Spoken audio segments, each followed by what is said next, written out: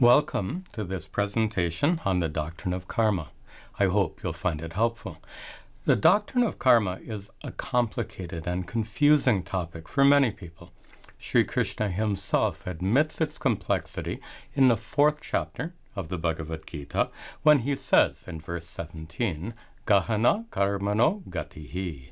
Karmanaha gatihi, the ways of karma are gahana, very deep and mysterious. To make matters worse, no specific text or scripture can be found that provides a methodical explanation about the doctrine of karma. Instead, we have to depend on teachings scattered throughout the scriptures and piece all this together to form a comprehensive understanding. Fortunately, we can also make use of the oral tradition, which has transmitted a vast body of traditional wisdom from generation to generation through an unbroken lineage of teachers. In this series of presentations, we'll draw upon both of these resources to explain the doctrine of karma. In particular, we'll use teachings found in the Mahabharata, including the Bhagavad Gita, and we'll use teachings received from my guru, Puja Swami Dayananda Saraswati. The doctrine of karma is based on the law of cause and effect. For every action, karma, there must be a corresponding effect, phala. Phala literally means the fruit or result of an action. What appears to be a simple principle becomes surprisingly complicated when all the factors in a situation are considered. Let's begin with a simple example. On a billiard table, using a cue stick to strike a ball is a karma. And for that karma, there is a corresponding phala, the ball moves. But sometimes you can strike the ball and it'll move in a completely unexpected direction. How can this happen? In every situation, there are hidden variables. These hidden variables are unseen factors that can influence the outcome of an action. For example, if you strike the ball slightly off center, it won't go straight. Or if there's a fan blowing across the top of the table, the breeze could affect the ball's direction. Or if the table itself isn't level, the ball will be affected. These are examples of hidden variables. And since hidden variables are found in nearly every situation, the actions we do often yield unexpected results. This unpredictability is a fact of life. But the doctrine of karma attempts to explain that apparent unpredictability. Here's one of my guru's favorite examples. For every karma you do, there are actually 4 possible outcomes. You might get the result you expect, you might get less than you expect, you might get more than you expect, or you might get something completely different than you expect. To illustrate this, suppose you cross the street to catch the bus waiting on the other side. You might get the result you expect. That is, you cross the street and catch the bus. Or you might get less than you expect. As you're crossing the street, the bus drives away. Or you might get more than you expect. As you're crossing the street, a friend driving by sees you and offers you a ride. Finally, you might get something completely different than the result you expect. After you get halfway across the street, you might wake up 3 days later in a hospital bed after being hit by a car. For the same karma, there can be 4 different phalas. Why? Due to hidden variables, the unseen factors that can affect the outcome of an action. To explain unpredictable results like these, we often use the word luck. When you get a ride from a friend, you say, I was lucky. When you miss the bus, you say, I was unlucky. And if you wake up in a hospital bed, you say, I was extremely unlucky. But what does this word luck really mean? Is luck some kind of power or force that affects us somehow? That's not how the word is usually understood. We seem to use the expressions good luck and bad luck when we actually don't know the reason that something turns out better or worse than expected. The word luck is a euphemism, a substitute word that covers up the fact that we truly have no good explanation for these unpredictable results. From a scientific perspective, we could say that the outcome of certain actions have a degree of randomness associated with it. The mating of two cats of different colors will produce a litter of variously colored kittens. The selection of genes from mother and father appears to happen randomly. But the word random is a little bit like the word luck. It doesn't provide a precise explanation about a particular result. Also, what seems to be random might actually be due to the unseen effects of karma, as we'll discuss shortly. The rishis of ancient India refused to accept the unpredictability of results without a proper explanation. So, they developed what we know as the doctrine of karma. They based their teachings partly on scriptural revelation, partly on their own empirical observations about life, and partly on reasoning. The doctrine of karma they developed has the ability to clearly and comprehensively describe how and why our actions often have unexpected, unpredictable results. Their explanation begins with the assertion that for any action, karma, there are actually two kinds of results, phala. The first kind of result is Drishta Phala. Drishta means seen, so Drishta Phala is a result that is seen to be immediately produced by a karma, and that Drishta Phala is produced according to the natural laws known to science. When I drop this ball, my karma will produce a Drishta Phala, an immediate seen result. That is, the ball will fall according to the law of gravity. The second kind of result is Adrishta Phala. Adrishta means unseen. Adrishta Phala is a result that's not seen or experienced immediately after a karma is performed. It's a result that fructifies later in this life or in a future life, according to the laws of karma. So, Adrishta Phala is a result that is pending, so to speak. It is waiting to fructify.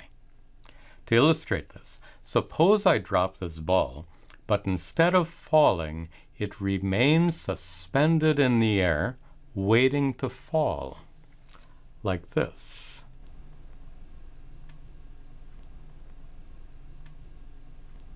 This trick shows the nature of Adrishta Phala. The act of dropping was performed, but the phala, the result, is pending, waiting to fructify. In reality, merely dropping a ball doesn't create any Adrishta Phala. It only creates normal Drishta Phala. According to the doctrine of karma, Adrishta Phala is only created by the performance of certain actions, our so-called good deeds and bad deeds, which are properly known as punya karmas and papa karmas.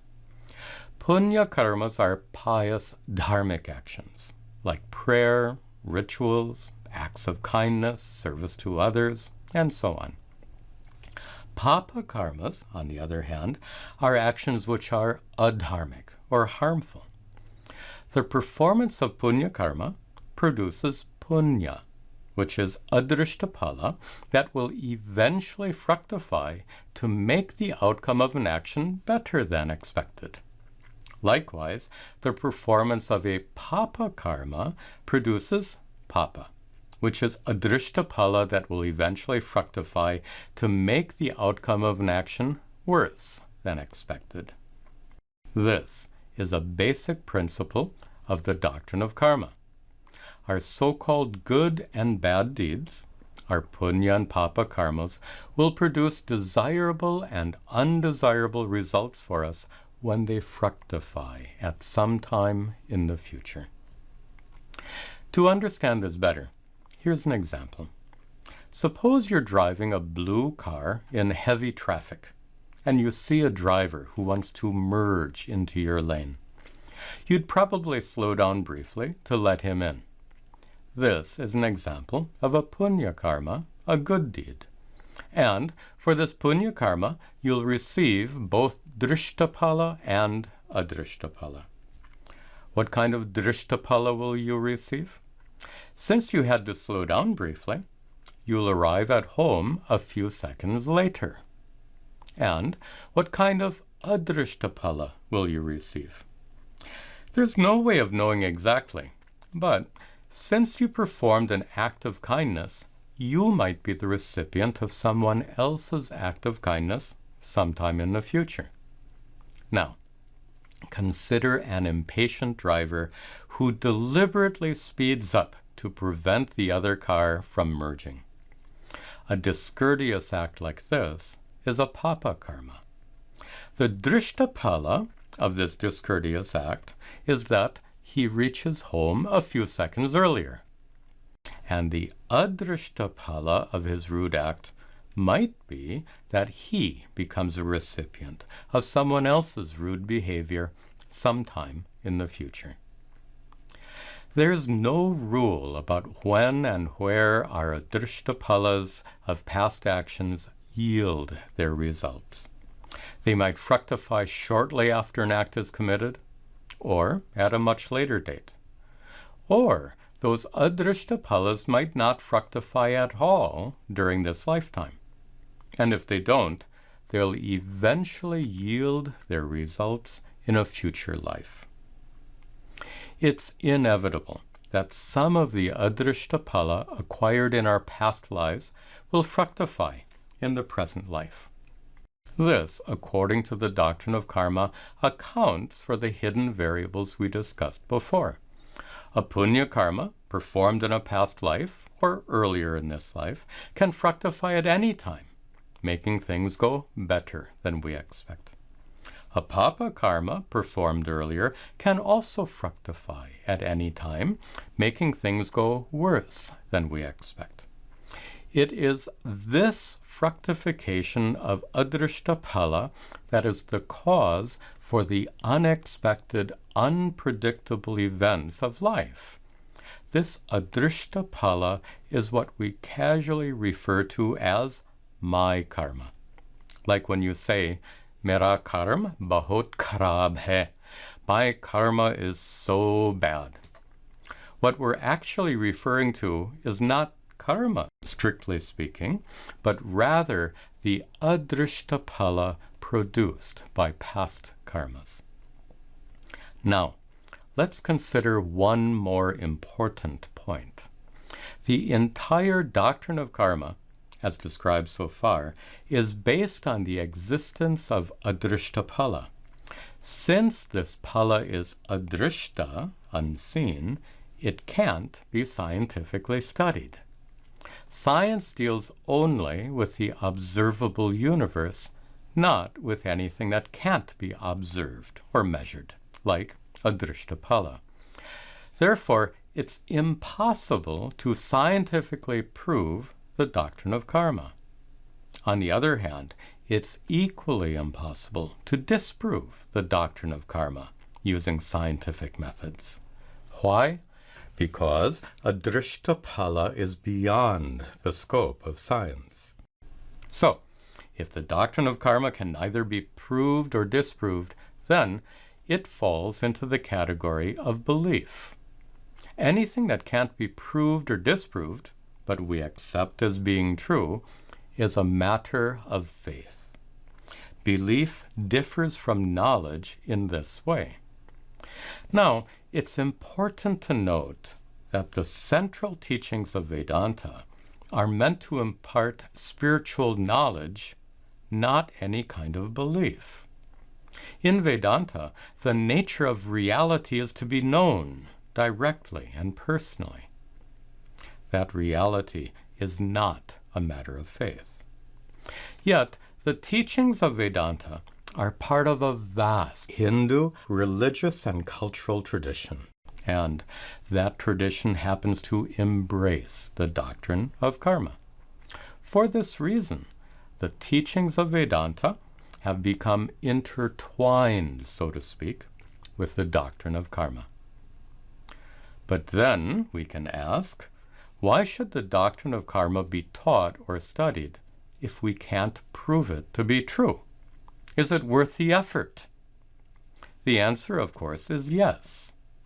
What makes it worth teaching and studying doesn't depend on our ability to prove its correctness.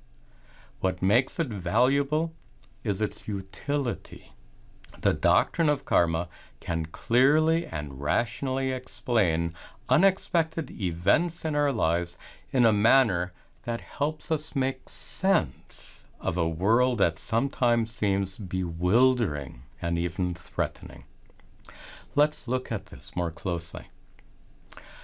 From a scientific perspective, many events in life are said to be random.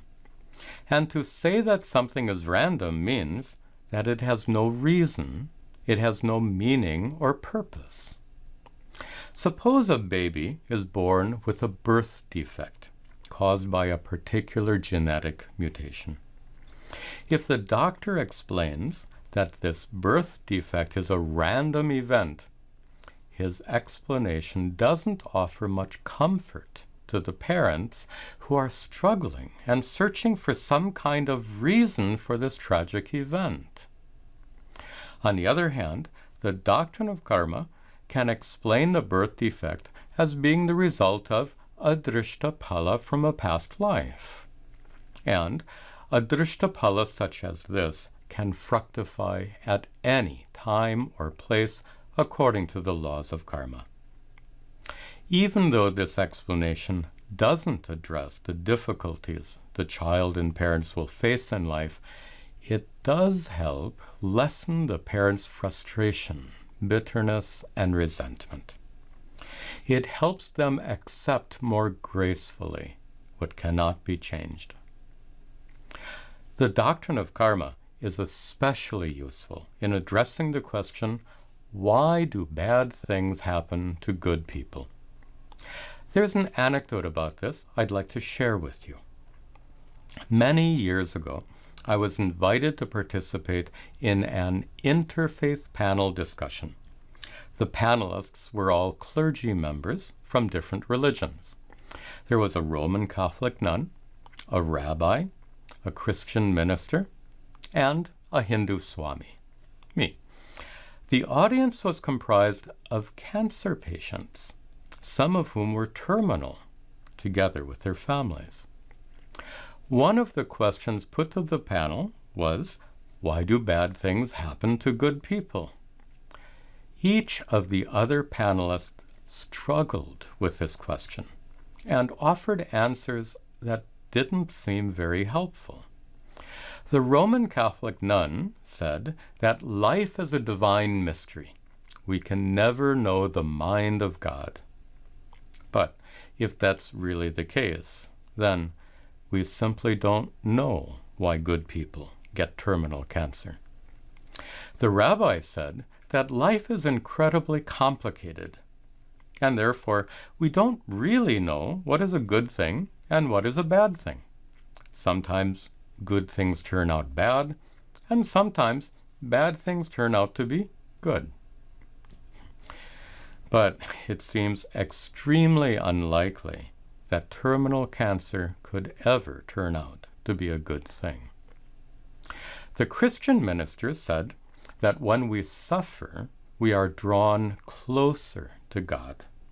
God sends us trials to test our devotion and to draw us nearer to Him. Unfortunately, this explanation makes God seem like a jealous spouse who uses emotional manipulation. I suspect that most audience members found little comfort in these answers.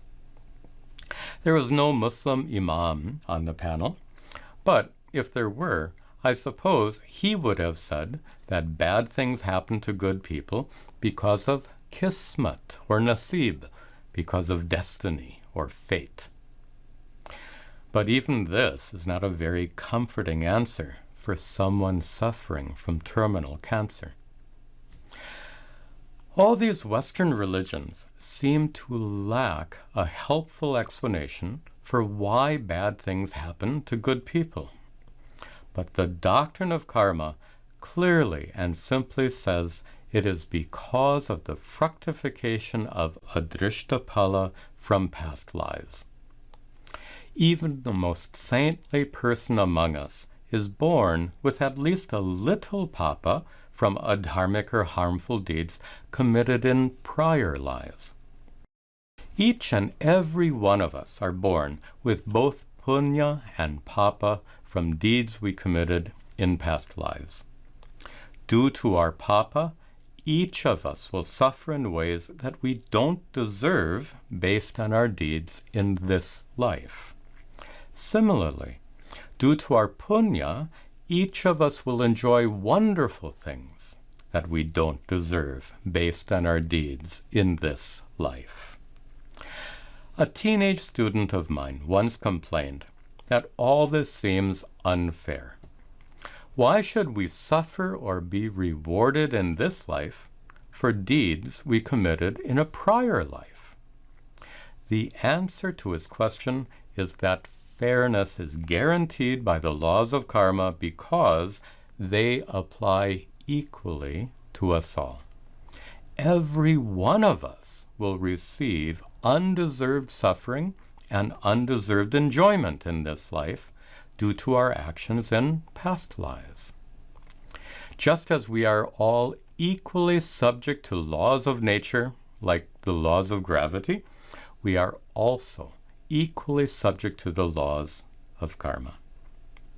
To bring this to a close, understanding the doctrine of karma helps us make sense of the unexpected, unpredictable events of our lives. When our carefully planned actions don't yield the results we expect, or when we are beset by some kind of tragedy, these teachings help us to be more patient, more composed, and more resilient. Om Sarve Bhavantu Sukhinaha Sarve Santu Niramayaha Sarve Bhadrani Pashyantu Ma Kaschid Dukkha Bhag Bhavet Asato Ma Satgamaya Tamaso Ma Jyotirgamaya Mrityorma Amritangamaya Om Shanti Shanti Shanti